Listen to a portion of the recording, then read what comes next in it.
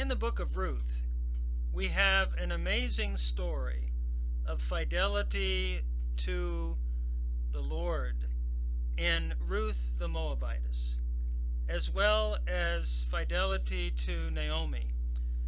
It is significant, as I look at this wonderful book, that as she followed Naomi back to the land, she met Boaz, the kinsman redeemer.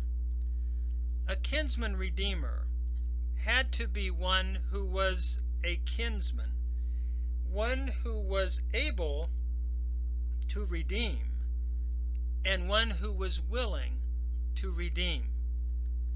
It is significant to me that Jesus Christ becomes the antitype of what Boaz typically represents, and that Jesus Christ became one with us in terms of his humanity.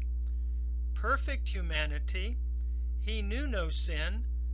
The writer of Hebrews tells us in Hebrews chapter 5, but full humanity, sinless humanity, but human. And as human, he identified with us as our near kinsman. He's also one who was willing to become our kinsman redeemer. He said to the Father, "Not my will, but yours be done." In Matthew chapter 26, he could say, "No one takes my life from me, but I lay it down." In John chapter 10.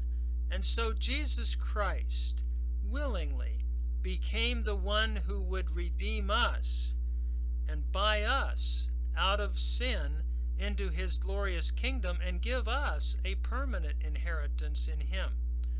And furthermore, he was not only willing, but he was able to redeem. It took one who was fully God and perfect man to provide that bridge between us and God the Father.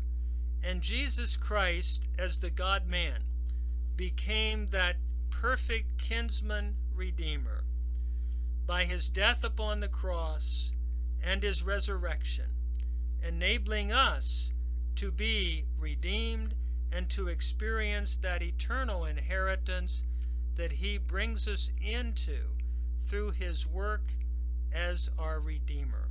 It is also significant as we look at this great book of Ruth that Ruth was a Moabitess, a Gentile, one who was literally outside of Israel.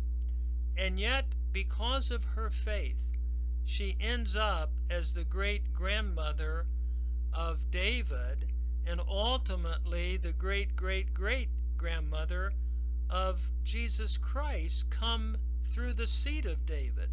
And so she becomes a type of Gentiles who, through faith in Jesus Christ, are brought into salvation as a result of the grace of God.